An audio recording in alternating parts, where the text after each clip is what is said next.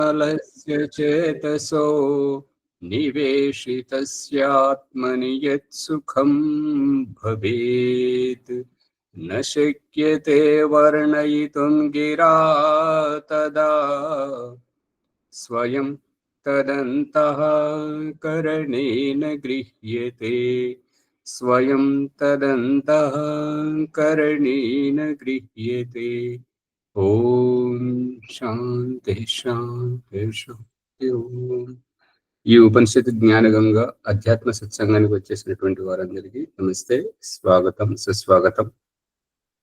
ఓం నమస్తే ఆచార్యజీ, సర్వేభ్యో నమో నమః. నమో నమః.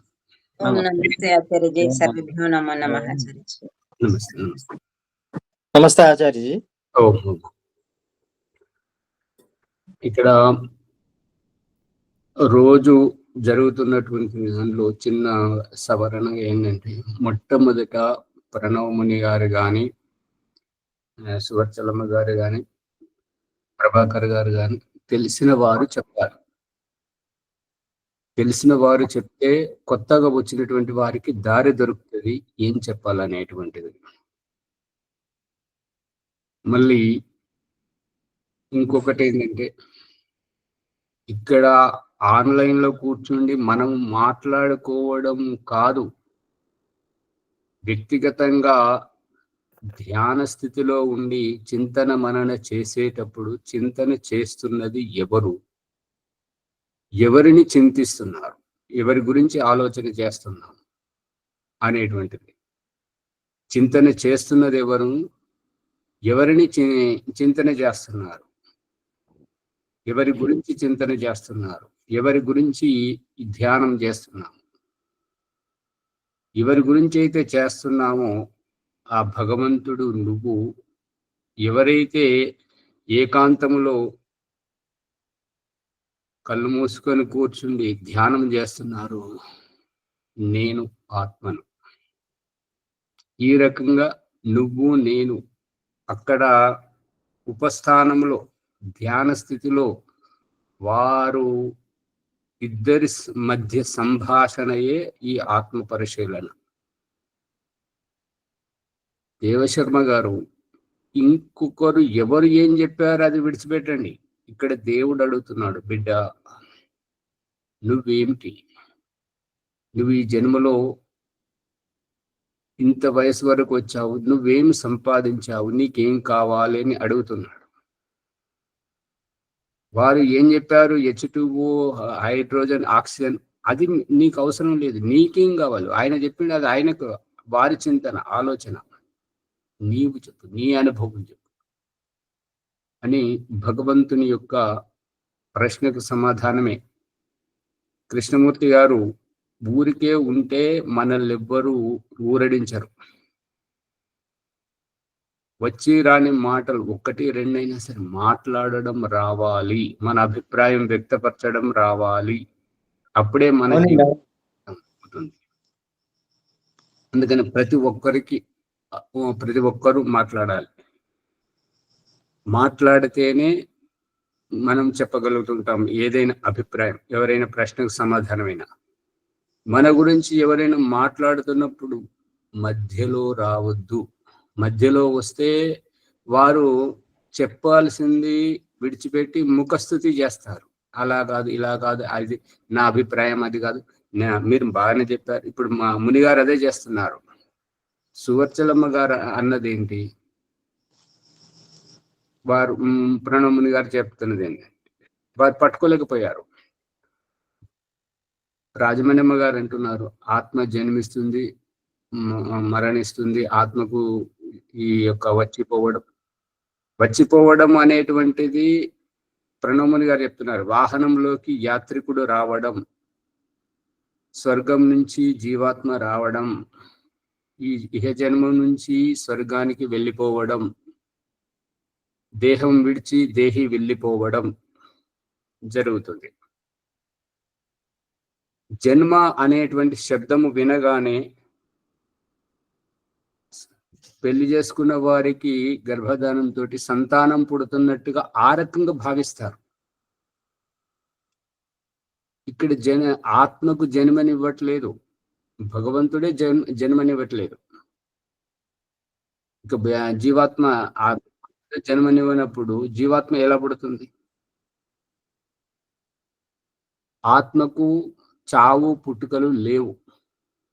భగవంతుడు ఏ రకంగానైతే అనాది స్వరూపము, జీవాత్మ కూడా అదే రకంగా అనాది స్వరూపం. ప్రకృతి కూడా అనాది స్వరూపం.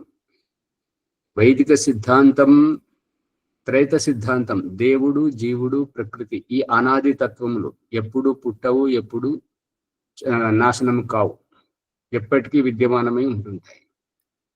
కాబట్టి ఈ కనిపిస్తున్నటువంటి దేహ రూపము, ప్రకృతి రూపము, చెట్లు, గుట్టలు, నదులు, ప్రాణి, కీటకాలు, ఏదైతే కనిపిస్తున్న రూపం ఏదైతే ఉందో అది ప్రకృతి యొక్క వికారం. ఇక దాంట్లో కదులుతున్నటువంటి రూపం, పెరుగుతున్నటువంటి రూపం, తరుగుతున్నటువంటి రూపం, నాశనం అవుతున్నటువంటి రూపం. నాశనం అవుతుందంటే దేహం నాశనం అవ్వడం. నాశనం అవుతుందంటే వస్త్రం చీకిపోవడం, వస్తువు తుప్పు పట్టిపోవడం, ఇల్లు కూలిపోవడం, చెట్టు ముసలిదై చచ్చిపోవడం. ఈ రకంగా నాశనం అవుతుంది అని అంటే దాంట్లో పరిణమిల్లుతుంది అని అంటే ఎవరు అంటే జీవాత్మ ఈ శరీరాన్ని విడిచిపోతుంది అనేది. శరీరం సహకరించట్లేదు, ఈ శరీరం నుంచి ముందుకు వెళ్ళిపోతుంది అనేది. అందుకే ఆ భాషా పదములో మనకు తెలియజేస్తున్నాడు, చ అని పోవడం, చనిపోవడం. ఇప్పుడు వెళ్ళిపోయేవారు వెళ్ళిపోయిన తర్వాత వారి గురించి వేరే వారు అడిగితే అతను వెళ్ళిపోయాడు కదా, బడికి పోయాడు, బడికి పోయే వాళ్ళని బడికి పోయాడని, ఊరికి పోయే వాళ్ళు ఊరికి పోయారని, ఉద్యోగానికి పోయేవారు ఉద్యోగానికి పోయారని, వ్యాపారానికి పోయేవారు వ్యాపారానికి పోయారని, దేశ విదేశాలకు చుట్టరికానికి వెళ్ళేవారు వెళ్ళిపోయారని. ఆగండి.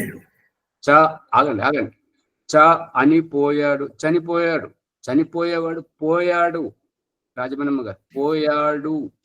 చావు అతనికి కాదు, దేహం నుంచి బయటకు రావడం. మనం ఆట ఆడుకునే దాంట్లో దీంట్లో చూపిస్తుంటారు కదా, కబడ్డీ, ఖోఖో ఆడుకునే దాంట్లో అవుట్ అనేది ఇంగ్లీష్ పదం.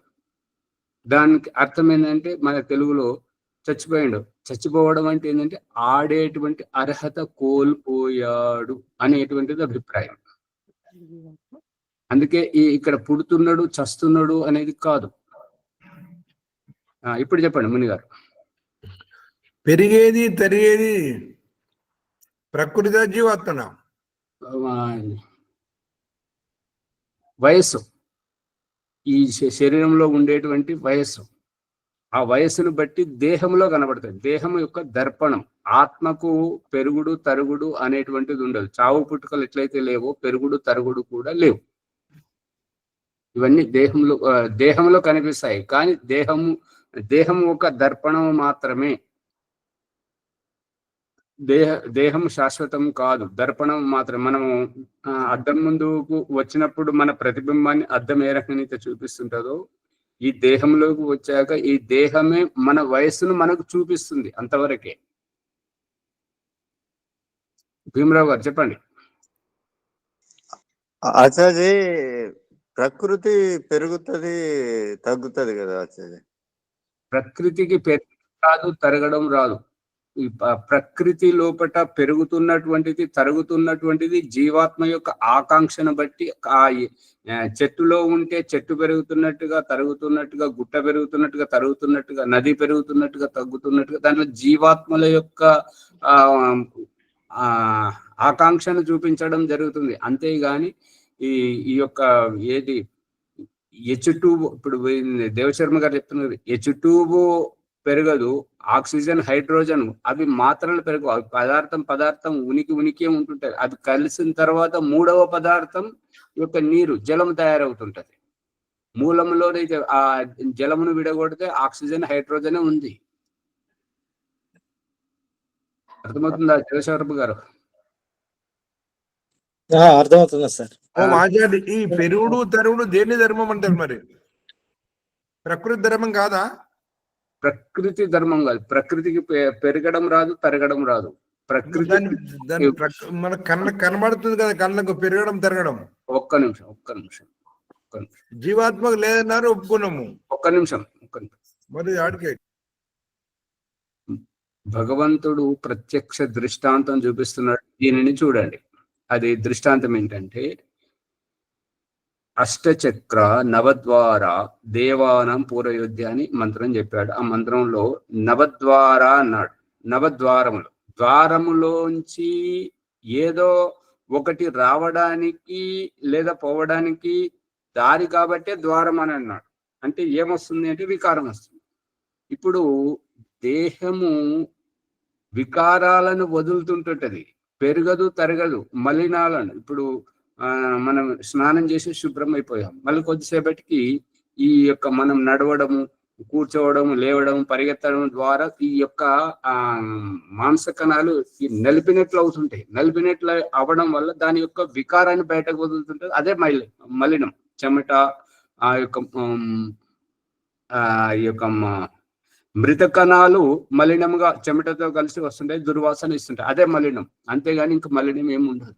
ఇక్కడ శరీరం పెరగడం తరగడం అనేటువంటిది ఇది జరుగుతుంది.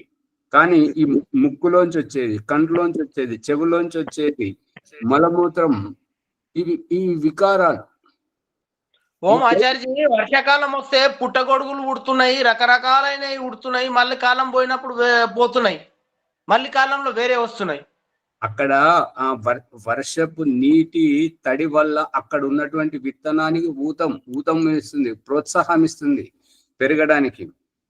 ఆ ఈ విత్తనం అది ఏదైతే ఉందో మూలం అంటే జీవాత్మ ఉన్నది కాబట్టి దానికి పెరిగే తరిగేటువంటి జీవాత్మ మినహా జీవాత్మ లేకపోతే పెరగడం తరగడం అంటూ ఉండదు. ఆచార్యజీ, అమ్మగారు పేరు పరిచయం ఇవ్వండి, కెమెరా ఓపెన్ చేయండి. పరిచయం కొత్తగా వచ్చారు. నా పేరు రజనీ అండి. నేను గంప భాగ్యలక్ష్మి వాళ్ళ కూతుర్ని, నిజామాబాద్ నుంచి మాట్లాడుతున్నాను.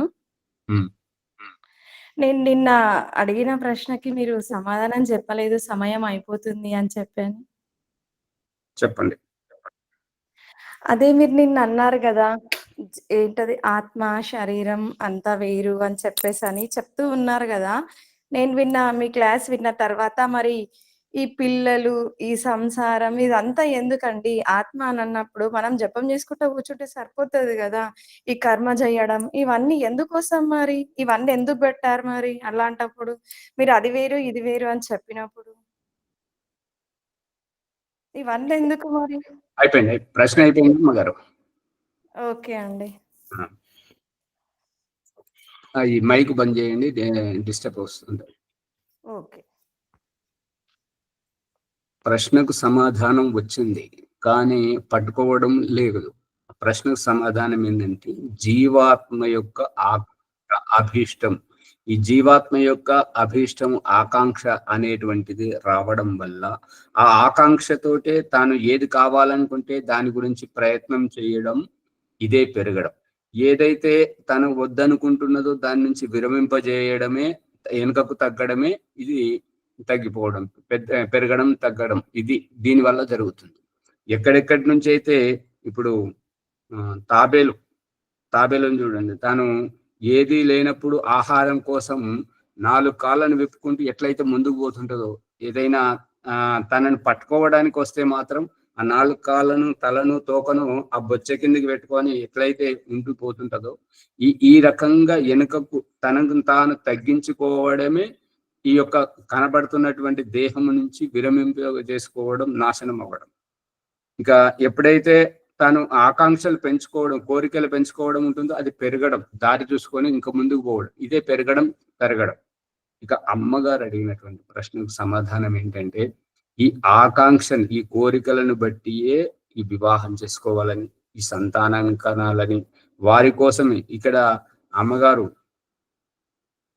పెళ్లి సాకుతోటి ఆ స్త్రీని పుట్టింటి నుంచి మెట్టినింటికి పంపించడం, ఇక తాను కావాలని తెచ్చుకున్నటువంటి ఆ యొక్క స్త్రీ కోసం జీవితాంతం ఒక వెట్టి చాకరీ చేస్తున్నాడు అతను సంపాదించుకున్నటువంటి, ఇది పురుషుని యొక్క వ్యవస్థ. అతడు బయట ఉండి కాయ కష్టం చేసి ఏదైతే సంపాదించుకొచ్చి ఇంకొకరిని పోషిస్తున్నాడు, ఈవిడ తన తల్లిదండ్రుల ఇంటి నుంచి ఆ ఆత్మీయులను అందరినీ వదిలేసి ఈ పుట్టింటి నుంచి మెట్టినింటికి వచ్చి ఇతని కోసం, ఇతని వంశం కోసం, ఇతని పిల్లల కోసం, ఇతని అభివృద్ధి కోసం, ఇతని కోసమే తాను సమర్పితమైపోయింది, ఆహుతి అయిపోయింది. ఆమెకు ఇక ప్రత్యేక గుర్తింపే లేదు. ఏ గుర్తింపు ఉన్నా ఇతని గురించే. ఇక్కడ ఆకాంక్ష, కోరిక ఉండి జరుగుతుందా, లేదంటే ఏమీ లేకుండా జరుగుతుందా? అమ్మగారు ఉండి ఏమీ లేకుండా కేవలం జపం చేసుకుంటూ కూర్చుండాలి అంటే కూర్చోవడానికి దేహం కావాలి కదా అమ్మగారు. కూర్చోవడానికి దేహం కావాలి. ఆ దేహం ఆ రకంగా కూర్చుండడానికి పోషణ కావాలి, దానికి ఆహారం, అన్నపానీయాలు కావాలి, దాని యొక్క వికారాలను శుద్ధి చేయాలి.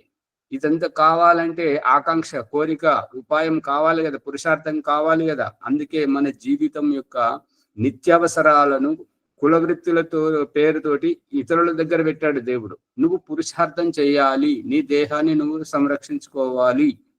అమ్మగారు అర్థమవుతుందా? అందుకని ఈ యొక్క శరీరం కావాలి. మనం కూర్చోవాలన్నా జపం చేయాలి. జపమే ఎందుకు చేయాలి? జపం చేయాలని అది కూడా ఒక కోరికనే కదా. దేవుణ్ణి తెలుసుకోవాలి, అది కూడా ఒక కోరికనే కదా. నేను ఈ దుఃఖం నుంచి తరించాలి, ఇది కూడా ఒక కోరికనే కదా. నేను ముక్తిని పొందాలి, ఇది కూడా ఒక కోరికనే కదా. మరి దానికి పెళ్ళెందుకండి? ఎవరిది వాళ్ళు స్వయం ఉపాధి చేసుకుంటే సరిపోతది కదా. పెళ్లితో అనుబంధం ఎందుకు మరి?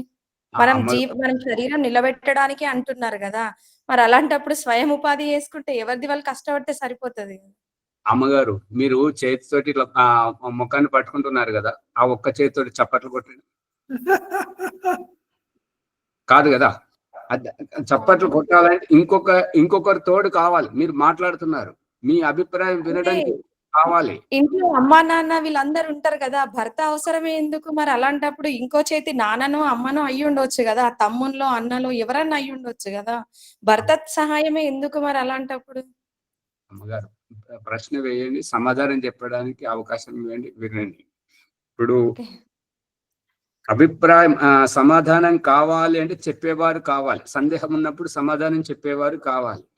కొన్ని చెప్పుకునేటువంటివి ఉంటాయి, కొన్ని చెప్పుకోనివన్నీ ఉంటాయి. చెప్పుకోని వాటి గురించి, చెప్పుకోని సందేహాల నివృత్తి గురించి ఈ వివాహ నాటకం. ఇది ఇంటి దగ్గర, తల్లిదండ్రుల దగ్గర ఇక్కడ ఆ సమాధానం లభించదు.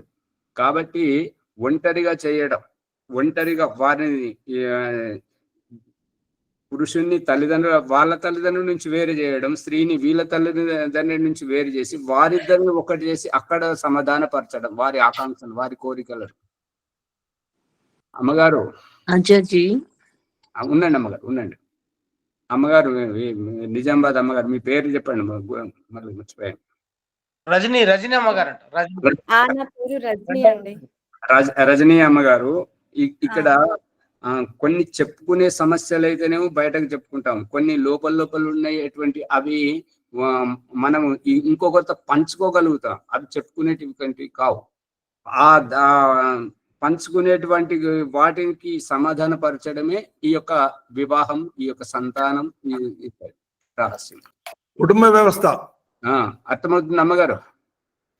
అర్థమవుతుంది. అందుకని ఏదైనా కూడా చెప్పుకునేదైనా చెప్పుకోనిదైనా ఏదైనా కూడా ఆ జీవాత్మలో నుంచి ఉద్బుద్ధం అవుతున్నటువంటి, చెలరేగుతున్నటువంటి కోరికలు అభీష్టములే. అందుగురించి దాని గురించి ఈ వ్యవస్థ అంతా జరుగుతుంది. ఓం ఆచార్య గారు, కొంతమంది 100 మంది 200 మంది సంతానం చేసుకుంటున్నారు మన కోరికలు అన్నట్లు అనిపిస్తుంది. ఉండండి ఒక్క నిమిషం. విజయదుర్గమ్మ గారు చెప్పండి. ఆచార్జీ, ఇప్పుడు తల్లిదండ్రి ఉన్నారు, కుటుంబం ఉంది, ఇంకా భర్త అవసరం ఎందుకు, ఇవన్నీ ఎందుకు అంటున్నారు అమ్మగారు. అమ్మగారికి సమాధానం వచ్చింది అమ్మగారు, మీరు పట్టుకోలేదు ఆ సమాధానాన్ని. వచ్చింది, నేను కాదంటలేదు. మరి ఇంకా అవసరం లేదా అంటున్నారు. మరి ఇంకా అక్కడికి ఆగిపోతుంది కదా, అమ్మ పోతారు. సృష్టిోత్పత్తి అనేది అక్కడికి ఆగిపోతుంది కదా, అది అనుకున్నది. అదే ఇప్పుడు బాల్యంలో ఉన్నటువంటిది, యవ్వనంలో ఉన్నటువంటి దుందుడుగుతనం, ఆ దుందుడుగుతనం ఎక్కడ సద్దుమణుగుతుంది, ఎక్కడ చల్లారుతుంది అని అంటే వివాహం చేసుకున్న తర్వాతనే అక్కడ అన్ని రకాల పరిస్థితులతోటి ఒదిగించడం, ఎదిగిన సమస్థితిలో ఒదిగించడం, ఆ ఒదిగించడం ద్వారా అక్కడ సద్దమనుగుతుంది ఈ దుందుడుకుతనం అంతా. వివాహం అయ్యేంత వరకు ఏ రకంగానైతే గోడ దూకుడు చూపులు అటు ఇటు ఉంటుంటాయో, వివాహం అయిన తర్వాత అవి ఎక్కడికక్కడ సద్దుమణుగుతుంటాయి. ఆ యొక్క మీరు ఋతు ధర్మం గురించే చెప్తున్నారు. దాని పరిణామం ఈ సంతానం గురించి తాను శారీరక అనువుగా ఒక్కొక్క జన్మకు ఒక్కొక్క సంతానానికి వారికి పునర్జన్మనెత్తినంత పరిస్థితి వస్తుంది. అది భరించే వారికి మాత్రమే తెలుస్తుంది, బయట వాళ్ళకు మనకు తెలియదు. అర్థమవుతుంది కదా. ఈ రకంగా సద్దుమణుగుతుంది. ఏ కోరిక అయితే వివాహంతో ఈ కోరిక సద్దుమణిగిన తర్వాత ఈ యొక్క యవ్వనంలో ప్రవేశించేటప్పుడు ఏదైతే తొందరపాటుతనం, దుందుడుకుతనం, ఏదైతే గోడ దూకుడు వ్యవహారం ఏదైతే ఉంటుంటుందో, అదే నలుగురు సంతానం అయ్యాక వారిని నిలబెట్టే వరకు వీరు ఒక పువ్వు, వికసించిన పువ్వు వోలే ఒదిగినటువంటి వ్యక్తిత్వంతో ఉంటుంటారు. మరి అక్కడ శైశవావస్థ నుంచి ఎదుగుతున్నప్పుడు యవ్వనంలోకి వచ్చినప్పుడు లేనటువంటిది ఈ యొక్క ప్రౌఢావస్థలో ఎక్కడి నుండి వచ్చింది? రజనీ అమ్మగారు, విజయదుర్గమ్మ గారు, అర్థమవుతుందా? అర్థమవుతుందండి, అనుభవపూర్వకంగా వస్తుంది. అంతే కదా, అర్థమవుతుందండి.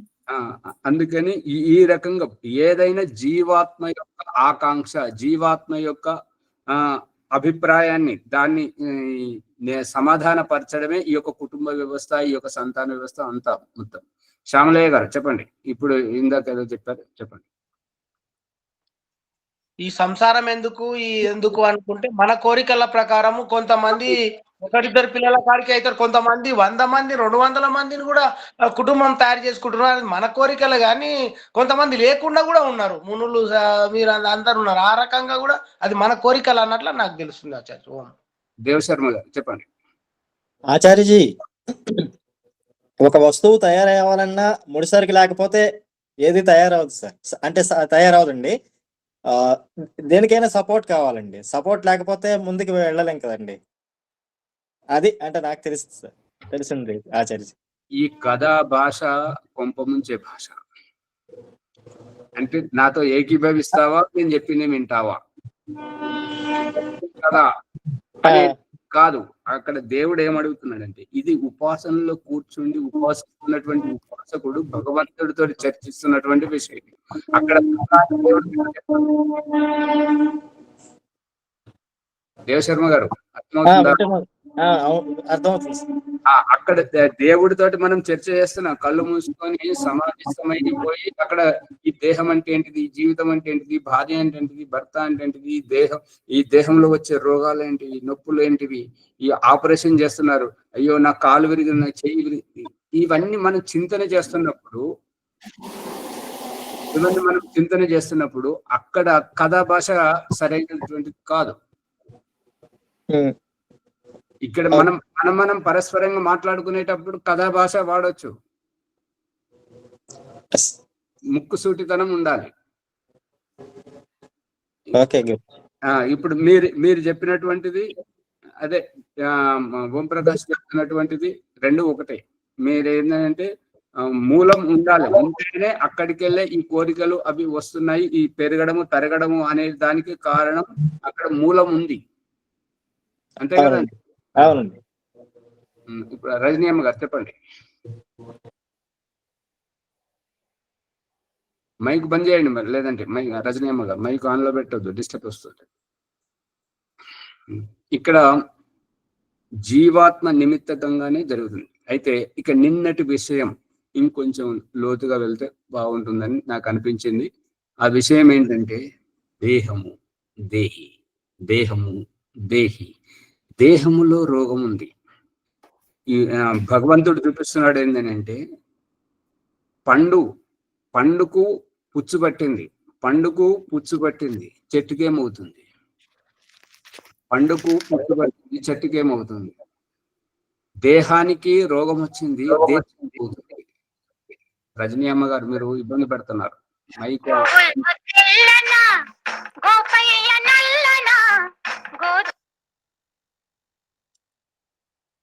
మరి తీసేయడం జరుగుతుంది అమ్మగారు. ఇలాంటివి చేస్తే వాళ్ళు వినేవాళ్ళు, యూట్యూబ్ లో వినేవాళ్ళు విసుక్కుంటారు. దేహం, దేహి, దేహి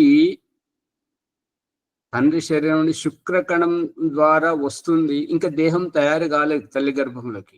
అండమే ఈ యొక్క దేహిని తీసుకెళ్లి గర్భాశయంలో పెట్టింది. అక్కడ గూడు తయారైంది, దేహము తయారైంది. ఆ గూటిలో, ఆ దేహములో రోగం ఉంది. దేహి, ఈ రోగం దేహంలో ఉంది, నీలో కాదు. వైద్యుడు శస్త్రము పెట్టి ఆ దేహములో ఉన్నటువంటి రోగానికి చికిత్స చేస్తున్నాడు. దేహి, నీకు కాదు. ఆ శస్త్రం నిన్ను తాకలేదు, నీ దగ్గరికి రాదు. నువ్వెందుకు భయపడుతున్నావు? దేహి, నువ్వు వేరు, నీ దేహము వేరు. నీ దేహములో రోగం ఉంది, రోగానికి చికిత్స జరుగుతుంది. నువ్వెందుకు ఏడుస్తున్నావు? దేహి, నీ దేహము యొక్క అంగము. ఆ చెయ్యి విరిగింది, నువ్వు చెయ్యి విరిగినంత మాత్రాన నేను విరిగిపోయానంత బాధపడతావెందుకు? దేహి, దేహము వేరు, నువ్వు వేరు. దేహి, నువ్వు వేసుకున్న చొక్కా చిరిగింది. ఆ చొక్క చిరిగినంత మాత్రాన ఇది చొక్క మార్చుకుంటే పోతుంది. దాని గురించి దేహి, నీ దేహము వల్ల నువ్వెందుకు ఇబ్బంది పడుతున్నావు? దేహి, నీ దేహంలో వచ్చేటువంటి వికారం, ఈ సుఖ దుఃఖాలు ఈ దేహ సంయోగంతో నువ్వు పొందుతున్నావు. దేహి, ఈ సుఖ దుఃఖాలు బయట విషయాలు, వాటికి నువ్వు అతీతంగా ఉండాలి. దేహి, ఈ దేహం నీది, నువ్వు దేహము కాదు. ఈ దేహంలో మార్పులు జరుగుతున్నాయి. దేహమే పుడుతుంది, దేహమే చస్తుంది, దేహంలోనే రోగాలు వస్తున్నాయి, దేహమే అంగభంగం అవుతుంది. దేహి, దేహము వేరు, నువ్వు వేరు. నీకు చావు లేదు, నీకు పుట్టుక లేదు, నీకు రోగాలు రావు. నువ్వు ముసలి కాదు, నువ్వు చచ్చిపోవట్లేదు, నిన్నెవరు చంపట్లేదు, నిన్ను నిప్పు కాల్చట్లేదు, నిన్ను నీరు తడపట్లేదు, నిన్ను భూమి కుల్లబెట్టట్లేదు. దేహి, దేహం, దేహి, దేహం, నువ్వెందుకు బాధపడుతున్నావు? దేహి, ఈ దేహం నీకు నిమిత్తం మాత్రమే. ఒక భౌతిక వ్యవహారంలో ఒక బడి పిల్లలు స్కూల్ డ్రెస్ వేసుకున్నట్టుగా, ఒక పోలీసులు రక్షక భటుల వాళ్ళ ప్రత్యేక వస్త్రధారణ చేసినట్టుగా, ఒక లాయరు, జడ్జి వాళ్ళ వృత్తిని బట్టి వారి ప్రత్యేక వస్త్రాలు ధరించినట్టుగా, ఒక ఖైదీ తన పరిణామ శిక్షకు అనుసారంగా ఆ వస్త్రధారణ చేసినట్టుగా, దేహి, నువ్వు వేరు, నీ దేహము వేరు.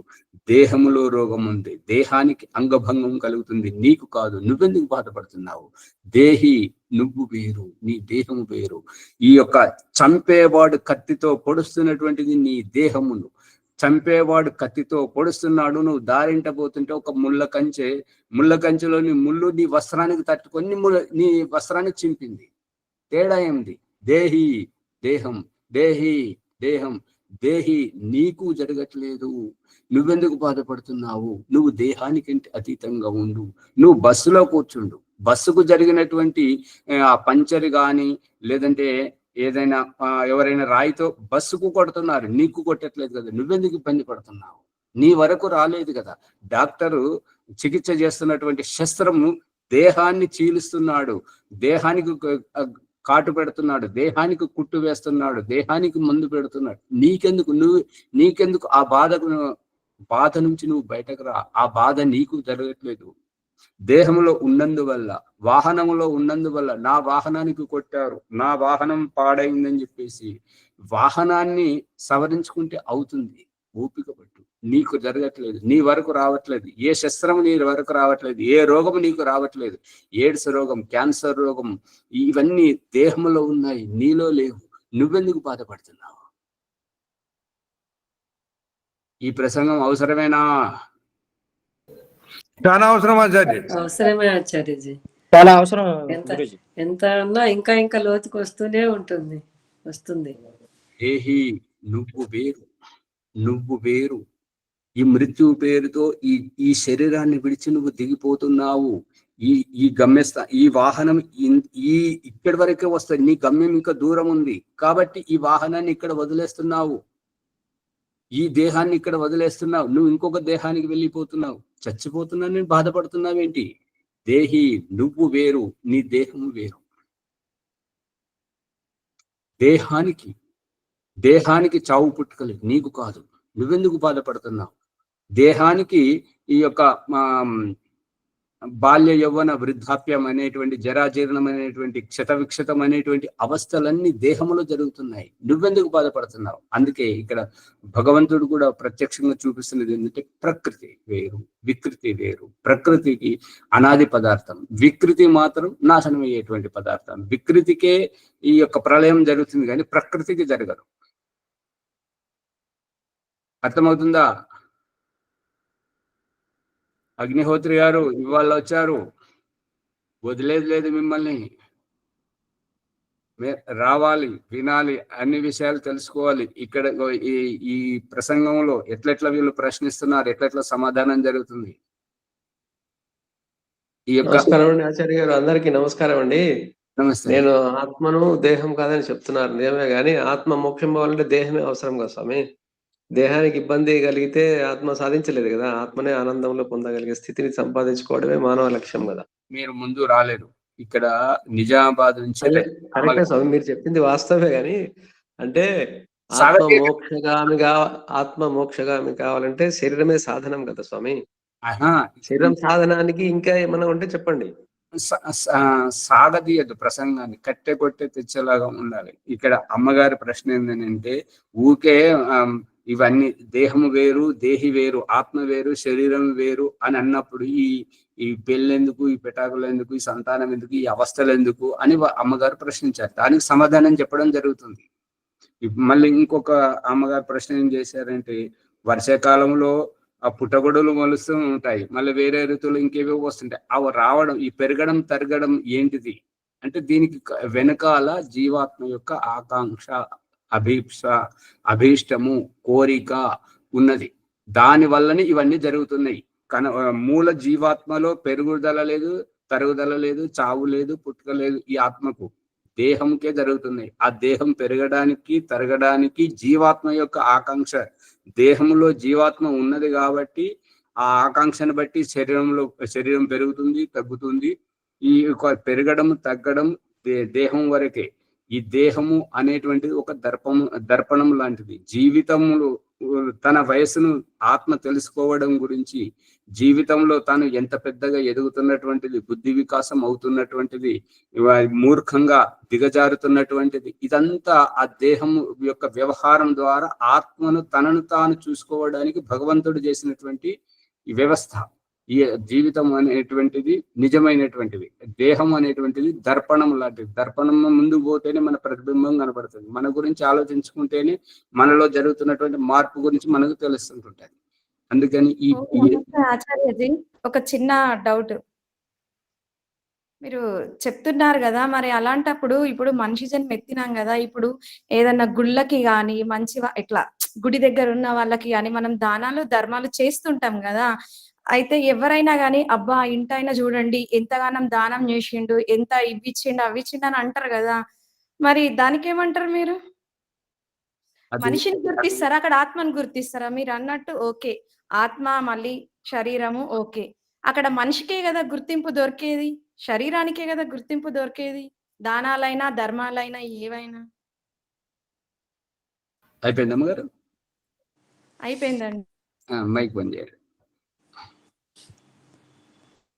చివరి సమయంలో అమ్మ కోసం, కూతురు కోసం అలమటించినటువంటి తల్లి, లేదా కొడుకు కోసం ఎదురు చూసినటువంటి తండ్రి చూస్తూ చూస్తూ చచ్చిపోయారు. వాళ్ళు రాలేదు.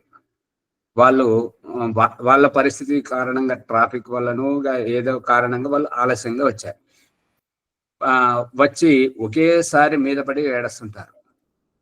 అమ్మా నేను వచ్చానే, నన్ను చూడవే, నేను నాతో మాట్లాడవే, ఒక్క మాట మాట్లాడవే అమ్మా అని చెప్పేసి పడి ఏడుస్తుంటారు. మీరు ఏ దేహంకైతే గుర్తింపు అని అంటున్నారో, ఏ దేహం ద్వారా చూస్తాను మాట్లాడుతున్నారు, ఈ దేహంని కదా గుర్తించేదని అంటున్నారో, ఆ దేహంలోంచి ఎవరైతే అమ్మా అని మనం పిలవగానే బిడ్డ అని చెప్పేసి వాళ్ళు సమాధానం ఇచ్చేటువంటి ఆ ఆత్మ ఈ దేహం నుంచి వెళ్ళిపోయింది.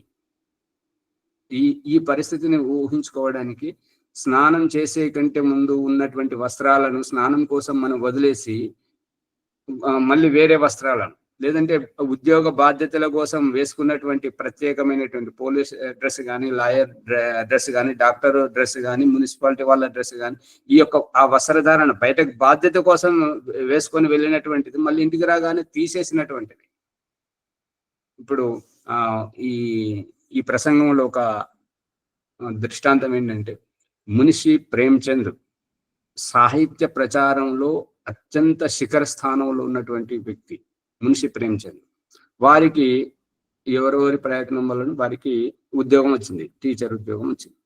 ఉద్యోగం వస్తే వారు స్కూల్లోకి పోయి పాఠాలు చెప్పుకుంటూ వస్తున్నారు. స్కూల్లోకి వెళ్ళగానే వాళ్ళ హెడ్ మాస్టర్ ఎవరైతే ఉన్నారో అందరి చేత అతనికి అహంకారం ఎక్కువ కాబట్టి నమస్కారం చేయించుకుంటాడు. నమస్కారం చేయించుకున్నటువంటి వ్యక్తికి స్కూల్లో ఉన్నప్పుడు నమస్కారం చేస్తాడు. స్కూల్ అయిపోయిన తర్వాత తన ఇంటికి వచ్చి తన అరుగు మీద కూర్చుండి రచనలు రాసుకుంటుంటాడు, పుస్తకాలు రాస్తుంటాడు అన్నమాట. అటువంటి సందర్భంలో ఒకసారి ఆ హెడ్ మాస్టర్ వాళ్ళ ఇంటి ముంగ నుంచి పోతున్నాడు. ఇంటి ముంగటి నుంచి పోతున్నప్పుడు ఆ ప్రేమ్చంద్ అరుగు మీద కూర్చుండి ఇట్లా రాసుకుంటున్నాడు. ఇట్లా ఒక్కొక్కసారి సందర్భంలో ఇట్లా పెన్ ఇట్లా పెట్టుకొని, మీరు ఇట్లా చేయబెట్టుకున్నారు అట్లా పెట్టుకొని ఆలోచిస్తున్నాడు. చూసినట్టుగా రోడ్డు మీదకి చూసినట్టుగా వీరు గమనించారు ఆ హెడ్ మాస్టర్. ఇక అతను ఒకసారి కాలుని కింద కొడుతున్నాడు, ఇంకొకసారి అని చెప్పేసి ఇటువంటి సంకేతాలు చేస్తున్నాడు. దేనికి? నేను వచ్చాను, నాకు నమస్కారం చెయ్యి అని చెప్పేసి. ఆయన ఎన్ని చేసినా కూడా ఈ ప్రేమ్చంద్ ఆయనను పట్టించుకోలేదు, తన పంతం చేసుకున్నాడు. ఇతనికి ఎక్కడ లేని కోపం వచ్చిందనమాట ఈ హెడ్ మాస్టర్కు. మళ్ళీ తెల్లారి స్కూల్కి పోయిన తర్వాత వెంటనే అడిగాడు అనమాట, నమస్తే సార్ అని చెప్పేసి ఈయన ప్రేమ్చంద్ గారు నమస్తే చేస్తే అప్పుడు హెడ్ మాస్టర్ అన్నాడు అనమాట చాలా కోపంతో, ఈ నాటకం చాలు, కనబడగానే నమస్కారం చేసేవాడు, నిన్న మీ ఇంటి ముంగటికి వెళ్ళిపోతున్నాను, అక్కడ నిన్ను చూసి నేను చాలా ప్రయత్నం చేశాను నాతో మాట్లాడతావని చెప్పేసి, నువ్వు నన్ను పట్టించుకుంటలేవు, నువ్వు చూసుకుంటున్నావు అని అంటే, అప్పుడు ప్రేమ్చంద్ ఏమన్నాడంటే, సార్ ఇక్కడికి నేను పని చేయడానికి వచ్చినప్పుడు నేను మీకంటే చిన్నవాడిని, మీ అధీనంలో ఉన్నాను, మీ దగ్గర విధేయతగా నేను ఉండాలి, ఇది నా ధర్మం. అక్కడ నేను యజమానిని, నా ఇల్లు నా ఇష్టం, నేను ఒక రచన చేస్తున్నాను, అక్కడ నేనే కర్త ధర్త అంతా నేనే, మీరెవరు సార్ అని అన్నాడు. అర్థమైంది అమ్మగారు, రజనీ అమ్మగారు? ఇక్కడ ఈ శవం కూడా మీరు ఏ దేహం గురించి అయితే మాట్లాడుతున్నారో ఆ దేహంలోని అమ్మ అంటే పలికేటువంటి ఆ అమ్మ వెళ్ళిపోయింది. ఆ నాన్న అని మనం ఎవరినైతే పిలుస్తుంటామో ఆ నాన్న వెళ్ళిపోయాడు. అక్కడ కేవలం శరీరం మాత్రమే పడి ఉంది. ఆ శరీరం మీద మనం ఏదో తినబెట్టడానికి నోట్లో పాలు పోస్తుంటాము, ఇంకా తమలపాకు నలిపి నోట్లో పెడుతుంటాము, ఎన్ని చేసినా కూడా తింటుందా? తినదు. తినేటువంటి ఆత్మ వెళ్ళిపోయింది. ఈ మీరు దాన ధర్మాలు చేస్తున్నారు, అక్కడ వాళ్ళు దొంగతనం చేస్తున్నారు. దాన ధర్మాలు చేస్తున్నారు, దొంగతనం చేస్తున్నారు. డాక్టర్ చికిత్స చేస్తున్నాడు, వాళ్ళు హత్య చేస్తున్నారు. ఇద్దరు చేసేది ఒకటే. అర్థమవుతుంది అమ్మగారు? వీళ్ళు దాన ధర్మాలు చేస్తున్నారు, వాళ్ళు ఎత్తుకపోతున్నారు.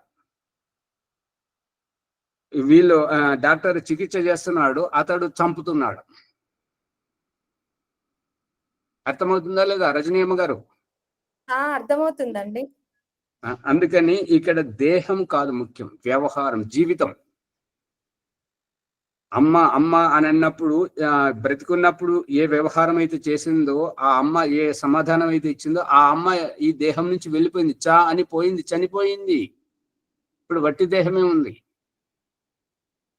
స్కూల్ నుండి వచ్చిన తర్వాత, కోర్టు నుంచి వచ్చిన తర్వాత, పోలీస్ స్టేషన్ నుంచి వచ్చిన తర్వాత, మున్సిపాలిటీ పనుల నుంచి నివృత్తి పోయిన తర్వాత ఆ యొక్క ప్రత్యేకమైనటువంటి వస్త్రాలు విడిచేస్తాం కదా, మళ్ళీ మామూలు వస్త్రాలు వేసుకుంటాం కదా. ఆ రకంగానే ఈ దేహం. అందుకని ఈ దేహానికి ప్రత్యేకత కాదు, ఈ దేహంలో ఉన్నటువంటి జీవాత్మ యొక్క జీవితం ప్రత్యేకం.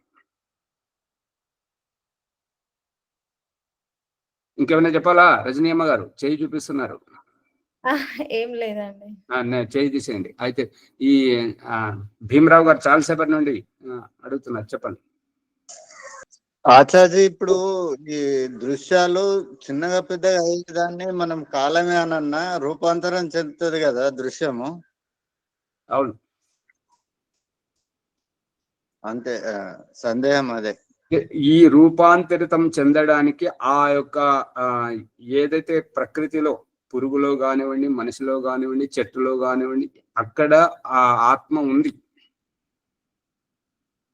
ఇప్పుడు మూర్తి భవించడానికి, మూర్త రూపం దాల్చడానికి ఎవరిదో ఆకాంక్ష, ఎవరిదో రూపం. ఇప్పుడు మనకు బయట ఎట్లయితే వీళ్ళు వాళ్ళు ఔషధ కంసాలి వాళ్ళు మరియు ఈ యొక్క ఇనుము, ఈ అల్యూమినియం పనులు చేసే వాళ్ళు ఏంటంటే అల్యూమినియంను, ఇనుమును, బంగారమును కరిగించి వాళ్ళు ఊహించినటువంటి ఆ పరికరాల వస్తువుల రూపంలో సాంచ ఏ రకనైతే పోస్తుంటారో, ఒక దూదిని తీసుకొని దారము వడికి వస్త్రం నేసి దాన్ని కత్తిరించి మనకు కావలసినటువంటి వస్త్రాలు ఏ రకనైతే కుడుతుంటారో, దీని వెనుక ఒక వ్యక్తి ఒకరి ఆకాంక్ష ఏ రకమైతే ఉంటుంటుందో, ఈ యొక్క రాయి గాని, నీరు గాని, సముద్రం గాని, ఈ ఇనుము, బంగారం, ఏ ధాతువు వస్తువు గాని, దీని వెనకాల స్థావర జంగమ, స్థావరం అంటే స్థిరంగా ఉండేటువంటి, జంగమ అంటే గతి చేసేటువంటి ఆత్మల యొక్క అభిప్స ఉంది. ఈ స్థావర స్థిరంగా ఉండేటువంటి దాంట్లో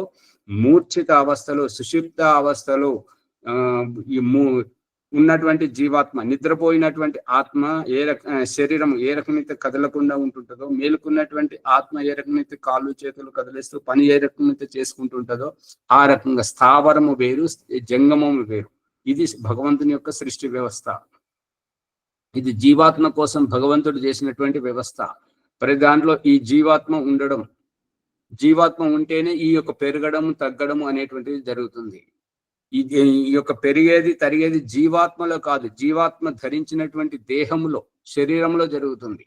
అందుకే ఈ యొక్క ప్రకృతి వికృతి అనేటువంటి దాంట్లో, ప్రకృతి అనేటువంటిది సత్వ రజస్ తమస్సు, ఈ మూలం, ఈ మూడింటిలో ఈ ప్రకృతి విడిపోతుంటది. ఎప్పటికీ ఇది నాశనం కానటువంటిది ప్రకృతి. ప్రకృతి యొక్క వికృతి, ఈ మహత్తత్వం, అహంకారం, తన్మాత్రలు ఇవి ఏవైతే ఉన్నాయో ఇవి వికృతి, ఇవి వీటికి నాశనం ఉంది. ప్రళయం వీటిలో అవుతుంది కానీ ప్రకృతిలో కాదు. అందుకే దేవుడు కూడా చూపిస్తున్నాడు, ఈ చ అని పోవడం, చనిపోవడం, దేహం విడిచిపోవడం, ఈ దేహానికే నాశనం, ఆత్మకు నాశనము కాదు. అర్థమవుతుందా?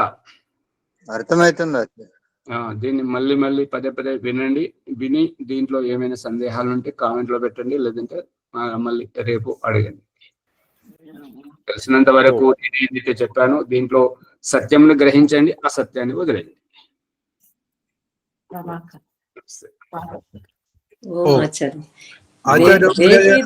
మధ్యలో జీవితం అనేది ఇది బాగా గుర్తుపెట్టుకుంటే అర్థమవుతుంది అనుకుంటా. దేహము దేహి మధ్యలో జీవితం, అదే ఆయువు. ఇప్పుడు ఆ వాహనము, యాత్రికుడు ఇద్దరి మధ్య ప్రయాణం అనేటువంటిది ఎంతవరకు వెళ్ళాలి? అదే జీవితం, అదే మరి ఆయువు కదా. అదే అదే ఇప్పుడు ఇంటి నుంచి బస్ స్టాండ్ వరకు, రైల్వే స్టేషన్ వరకు, విమానాశ్రయం వరకు వెళ్ళడానికి ఒక వాహనం. ఆ విమానాశ్రయం నుంచి మనం ఏ దేశం అయితే వెళ్ళాలో, ఏ ఊరైతే వెళ్ళాలో అక్కడికి దానికోసం రైలు, విమానము, ఈ స్టీమరు, పడవ, లేదంటే రాకెట్ అక్కడ మార్చాలి కదా. అదే రకంగా ఈ దేహాన్ని విడిచిపెట్టి గమ్యం చేరటానికి యాత్రికుడు తనకంతా తెలుస్తుంది కదా ఏ విధంగా వెళ్ళాలనేది. ఆత్మ పరిస్థితి కూడా అంతే అనేటటువంటిది.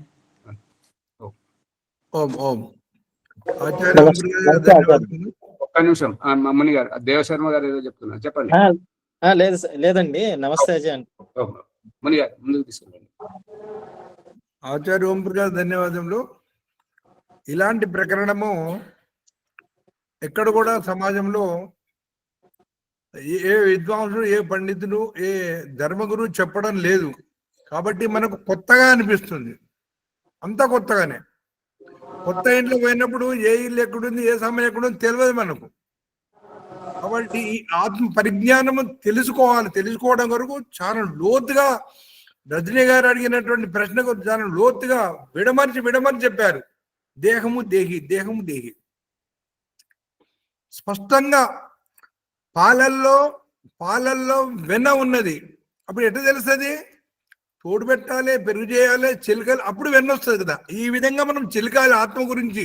దేహాన్ని చిలికితే దేహి బయటకు వస్తాడు. ఆహా, మరి కోరికలు దేహంలో ఉన్నాయా, దేహిలో ఉన్నాయా? ఆలోచిస్తే దేహము జడ పదార్థము, దేహి చేతనము. చేతనంలో కోరికలు ఉంటాయి. కోరిక, వాంఛ అనేది ఒక గుణము. ఆ విధంగా మనం లోతుగా అర్థం చేసుకోవాలి. వినండి, 1-2 సార్లు వినండి, సబ్స్క్రైబ్ చేయండి, ఇతరులకు పంచండి, ఈ ఎపిసోడ్ లైక్ చేయండి, షేర్ చేయండి. అప్పుడు మనకు కొద్దిగా అర్థమవుతుంది. చీమకాలు ఎంత ఉంటుంది మనము చీమ కూడా మనకున్న అవయవాలు అన్నీ ఉంటాయి. చూడండి, మరి పరమాత్మ రచన ఎంత గొప్పదో. ఆ విధంగా మనం ఆత్మ రచన, ఆత్మకు సహకరించడానికి ప్రకృతి రచన, అది మనం తెలుసుకోవాలి. ఈ ఎపిసోడ్ లైక్ చేయండి, షేర్ చేయండి, సబ్స్క్రైబ్ చేయండి. గట్టిగా నొక్కండి. అదే పాలల్లో వెన్న ఉన్నది అనేటటువంటిది మన అందరము క్లాస్ కి వచ్చినా రాకపోయినా అది అందరము తెలిసిన విషయం. కానీ వెన్న ఎలా ఉంది అనేటటువంటిది ఇప్పుడు మన సాధనలో నడిచేది. మన ప్రశ్న కూడా ఆ విధంగా వెళ్తే ఆచార్య దగ్గరికి ఇంకా కొంచెం ముందుకు మనకి తీసుకెళ్తారు, భౌతికం కాకుండా. ప్రభాకర్ నారాయణఖేడ్ గారు. అగ్నిహోత్రి గారు రోజు రావాలి, పాల్గొనండి. ఇంకా సందేహాలు మీరు చెప్పాలి, కూడా చెప్పండి. మీకు మాచారి వారి సందేహం నాకు అర్థం కాలేదు. నేను ఒక క్షణం బయట వెంటనే వారేమో మాట్లాడిన మళ్ళీ మీరు దాన్ని ఏమో సందేహం చెప్పినట్టున్నారు. అది రేపటి ఖర్చులో మళ్ళీ ప్రస్తావన పెట్టమనండి. ప్రస్థానం ఏం లేదండి, అన్ని సమాధానం వచ్చేసింది. ఆచార్య చెప్పారు. అంటే దేహం వేరు, దేహం వేరు అనేది తెలుసుకోవడం అనేది సత్యమైన విషయమే. ఆత్మ వేరు, శరీరం వేరు, ఇదంతా సత్యమే. ఆత్మ ఉద్ధరణ కావాలంటే మానవ శరీరంలోనే కావాలి కదా, మోక్షం పోవాలంటే శరీరం అవసరం కదా అని చెప్తున్నాను. అది అగ్నిహోత్రి గారు మీ గొంతు విని చాలా యాత్రకు వాహనం ఎట్లా అవసరమో అమ్మ నమస్తే. అదే స్వామి, శరీరం అవసరము, ఆత్మకు శరీరం అవసరం. శరీరం అవసరము. మానవ శరీరంలోనే మోక్షం పోయేది ఉంది. మానవ శరీరంలో ఎట్లా మోక్షం పోవాలనేది సాధనా పద్ధతులు గురువుగారి ఆశ్రమంలో ఉన్నాయి. ఆ విషయాలే నేను చెప్పడం అంతే. వేరే అంటే శరీరమే అవసరం కదా, శరీరం లేకుంటే ఆత్మ ఎక్కడ పోతుంది? ఏం అవసరం లేదు, ఇంక వేరే మార్గం లేదు కదా. ఈ శరీరాన్ని లోపల ఎట్లా ప్రాణాన్ని ఉద్ధరించుకోవాలి, ఆత్మను ఉద్ధరించుకోవాలి, ఏ రకంగా సాధన మార్గంలో పోయే క్రమంలో ఆ విషయాలు ఉన్నాయి ఆశ్రమంలో. ఈసారి ఆశ్రమంలోకి వచ్చినప్పుడు కార్యక్రమం చేస్తుంటే బాగుంటుందని సంధ్యోపాసన కార్యక్రమం చేయాలి. నమస్తేనండి అగ్నిహోత్రి గారు. ఒక చిన్న నమస్తే. అదే జ్ఞానంలో మీరందరూ మాకంటే ముందు ఉన్నారు కాబట్టి మీరు వచ్చి ప్రశ్నిస్తే మేము కూడా లేదమ్మా, అందరు పెద్దవాళ్ళ నాదేం లేదంటే లేదు తల్లి, అట్లేం లేదు. అందరు పెద్దవాళ్ళు, మహనీయులు, గొప్పవాళ్ళు ఉన్నారు. అంటే మార్గంలో మీరందరూ ముందున్నారు. అంటే మేము కేవలం డైరెక్ట్ గా నా గురుగారు చెప్పిన సాధన మార్గంలో ఉన్నాం అంతే. అంటే శరీరంలో ఆత్మను ఏ రకంగా ఉద్ధరణ చేసుకోవాలి, ప్రాణం ఎక్కడ ఉంది, ప్రాణ మూలాధారంలో ప్రాణాన్ని ఎట్లా ఉద్దీపనం చేసుకున్నట్లయితే ఆత్మ శక్తివంతంగా మారుతుంది, మోక్ష మార్గంలో సుగమం అవుతుంది మార్గాన్ని మాకు డైరెక్ట్ గా చెప్పిన విషయము నేను మీ ముందర ప్రస్తావన ఉంచుతున్నా. కానీ మీరందరూ మహా గొప్పవాళ్ళు, మేధావులు. అంటే ఈ ఆత్మ గురించి, పరమాత్మ గురించి ప్రవచనం కంటే సాధనా మార్గంలో ఇంకా మనం ముందుకు పోతే అందరికి కూడా మేలు అవుతారని నా అభిప్రాయం, తప్పిస్తే వేరే అభిప్రాయం. ఓం నమస్తే. ప్రభాకర్ సార్ గారు. ఇప్పుడు అందరిది ఉద్వాసన, అందరి ఆకాంక్ష అయితే చెప్పారు. మరి ఏర్పాటు ఎప్పుడు చేస్తున్నారు? అది కూడా ఏర్పాటు స్వామి, ఏర్పాటు ఆల్రెడీ మీరు భగవంతుడు మీకు ఏర్పరిచినాడు అన్ని.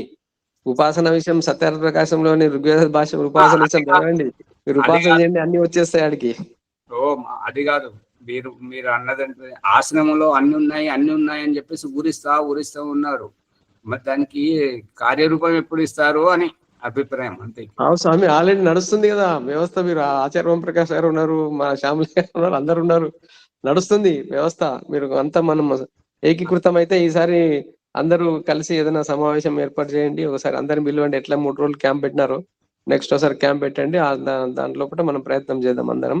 నేను అనేది ఆ సాధన మార్గం గురించి చెప్తున్నా. ఆశ్రమ వ్యవస్థ వేరు, ఆత్మ సాధన వేరు. నేను ఆత్మ అంటే పరమాత్మ గురించి చర్చించుకోవడం, ఆత్మ గురించి చర్చించుకోవడం వేరు, ఆత్మ శరీరంలో ఉద్ధరణ మార్గంలో ముందుకు పోవడం వేరు అనే విషయాన్ని నేను ప్రస్తావిస్తున్నాను. అది అవుతుంది బయట అనేది మనం అందరం కలిస్తే సాధ్యమవుతుంది. ఏదో ఒక్కరిది కాదు కదా, అందరం కలిసి దాన్ని ఎట్లా చేసుకోవాలనేది అందరు కూడా మళ్ళీ ఈసారి మీరు పోయినసారి ఏ రకంగా అందరు పిలిచినారో ఒక 3 రోజులు క్యాంప్ పెట్టండి. మళ్ళీ క్యాంప్ పెట్టినప్పుడు మమ్మల్ని ఇప్పుడు అందరిని కూడా ఇన్వాల్వ్మెంట్ చేద్దాం, చేసి విస్తృతంగా చర్చ చేసి ఏ రకంగా చేయాలని ఆలోచన చేద్దామండి. స్వతంత్రంగా మీరు ఆశ్రమానికి వెళ్ళగలిగినట్టు మేమందరం కూడా వచ్చేటువంటి అవకాశాన్ని కల్పించండి. అది మేము కోరుకునేది. దయచేసి రేపటికి దీన్ని చేయండి, సంధ్యోపాసన చేయండి.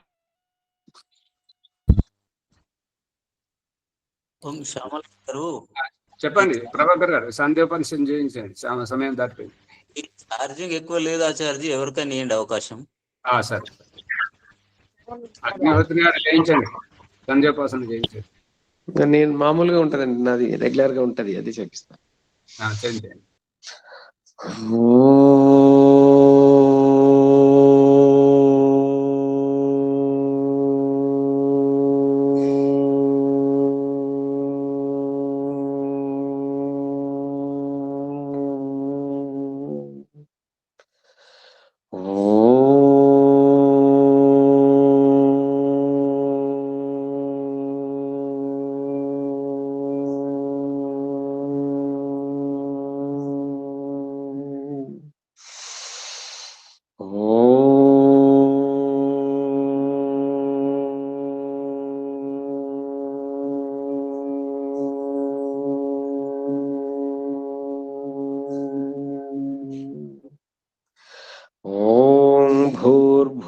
స్వః తస్సవితుర్వరేణ్యం భర్గో దేవస్య ధీమహి ధియో యో నః ప్రచోదయాత్.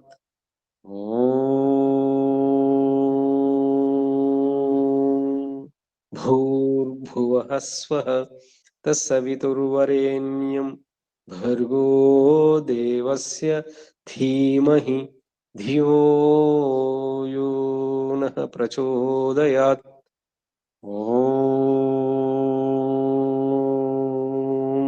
భూర్భువః స్వః తస్సవితుర్వరేణ్యం భర్గో దేవస్య ధీమహి ధియో యో నః ప్రచోదయాత్.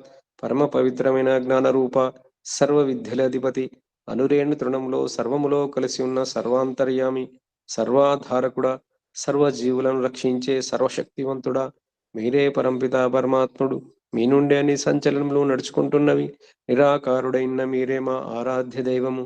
సార్థక జీవనమును కరుణింపగలిగిన వాళ్ళు మీరే. అన్ని జీవులలో ప్రాణరూపంలో కలిసి ఉన్న భగవంతుడా జబ్బులు నొప్పులు సంకట దుఃఖములు నివారించగలిగే ప్రాణస్వరూపుడై ఉన్న పరమేశ్వర మీరే పరమానందము. మీరే మా అందరికీ ఆనందదాయకుడై ఉన్నారు. ఆత్మ మరియు చరాచర వస్తువులన్నింటికీ మీరే అధిపతులు.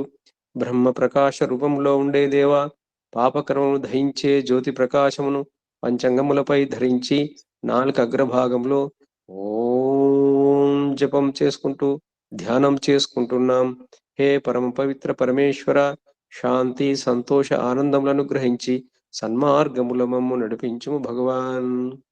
ఓం షన్నో దేవీరవిష్టయాపో భవంతు పీతయే శమ్యో రవిస్రవంతు నః. ఓం వాక్ ఓం ప్రాణ ఓం చక్షుః ఓం శ్రోత్రం ఓం నాభిః ఓం హృదయం ఓం కంఠః ఓం శిరః ఓం బాహుభ్యాం శోబలం ఓం కరతలకరపృష్ఠే ఓం భూపునాతు శిరసి ఓం భూపునాతు నేత్రయో ఓం స్వః పునాతు కంఠే ఓం మహః పునాతు హృదయే ఓం జనః పునాతు నాభ్యాం ఓం తపః పునాతు పాదయో ఓం సత్యం పునాతు పునః శిరసి ఓం కం బ్రహ్మ పునాతు సర్వత్ర. ఓం భూః ఓం మృతం చ సత్యం ఓం భూః ఓం భోః ఓం స్వః ఓం మహః ఓం జనః ఓం తపః ఓం సత్యం ఓం మృతం చ సత్యం చ విదాత్ తపసోऽధ్యజాయత తతో రాత్రజాయత తత సముద్రోర్ణవః ఓం సముద్రాదర్ణవాది సంవత్సరో జాయత అహోరాత్రాణి విదద్విశ్వస్య మిషతో వసి ఓం సూర్యా చంద్రమసో ధాతాయత పురమకల్పయత్ దివం చ పృథివీం చాంతరిక్షముతో స్వః. ఓం షన్నో దేవీరవిష్టయ ఆపో భవంతు పీతయే శమ్యో రవిస్రవంతు నః. ఓం ప్రాచీదిగగ్నిరుధిపతిరస్తో రక్షితాదిత్యా ఇషభః. తేభ్యో నమో అధిపతిభ్యో నమో రక్షితృభ్యో నమ శిభ్యో నమేభ్యోऽस्तु. యోऽస్మాన్ ద్వేష్టి యం వయం దిస్మస్తం భోజం భేదద్మః. ఓం దక్షిణాది ఇంద్రోధిపతిః స్థిరస్థిరాజీ రక్షితా పితరిషభః. తేభ్యో నమో అధిపతిభ్యో నమో रक्षितृभ्यो नमः शुभ्यो नमयेभ्योऽस्तु योऽस्मान् वेष्टि यं वयं दिस्मस्तं भोजं वेदद्मः ॐ प्रतीचेदिग्वर्णोऽधिपतिः वृदाको रक्षितान्नमिषवः तेभ्यो नमो अधिपतिभ्यो नमो रक्षितृभ्यो नमः शुभ्यो नमयेभ्योऽस्तु योऽस्मान् वेष्टि यं वयं दिस्मस्तं भोजं भेदद्मः ॐ उदीचेदिक्स्वमोऽधिपतिः स्वजो रक्षिताशनिषवः तेभ्यो नमो अधिपतिभ्यो नमो रक्षितृभ्यो नमः शुभ्यो नमयेभ्योऽस्तु योऽस्मान् वेष्टि यं वयं दिस्मस्तं भोजं वेदद्मः ॐ ध्रुवादिग्विष्णुरधिपतिः कल्माशग्रीवो रक्षिता वीरुदायशवः तेभ्यो नमो अधिपतिभ्यो नमो रक्षितृभ्यो नमः शुभ्यो नमयेभ्योऽस्तु योऽस्मान् वेष्टि यं वयं दिस्मस्तं भोजं वेदद्मः ॐ ऊर्ध्वादिग्बृहस्पतिरधिपतिः क्षित्रो रक्षिता वर्षमिषवः तेभ्यो नमो अधिपतिभ्यो नमो रक्षितृभ्यो नमः शुभ्यो नमयेभ्योऽस्तु योऽस्मान् वेष्टि यं वयं दिस्मस्तं भोजं वेदद्मः ॐ उद्वयं तमसः स्फरिस्वः पश्यन्त उत्तरं देवं देवत्रा सूर्यमगन्मज्योतिरुत्तमम् ॐ उदित्यं जातवेदसं देवं वहन्ति केतवः दृशे विश्वाय सूर्यम् ॐ चित्रं देवानामुदगादनीकं चक्षुर्मित्रस्य वरुणस्याग्नेः आप्राध्या वा पृथिवी अन्तरिक्षं सूर्यात्मा जगतस्तुषश्च स्वाहा ॐ तच्चक्षुर्देवहितं पुरस्ताच्चक्रमुच्चरत् पश्येम शरदाशितं जीवेम शरदाशितं शृणुयाम शरदाशितं प्रभ्रवाम शरदहाशितं मदीनाः स्याम शरदाशितं भूयच्च शरदश्शतात्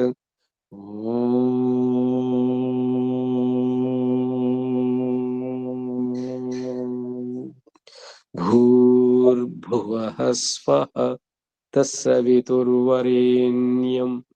भर्गो देवस्य धीमहि धियो यो नः प्रचोदयात् ॐ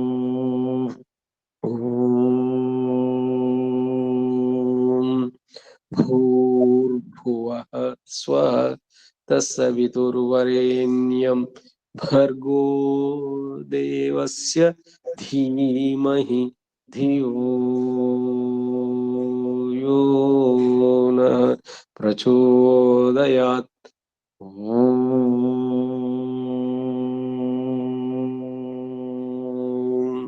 भूर्भुवः स्वः तत्सवितुर्वरेण्यं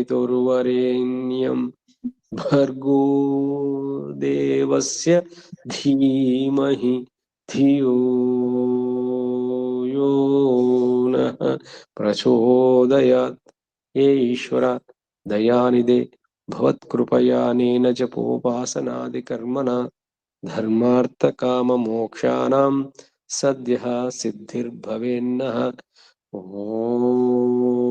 नमः शम्भवाय च मयो भवाय च नमः शङ्कराय च मयस्कराय च नमः शिवाय च शिवतराय च ॐ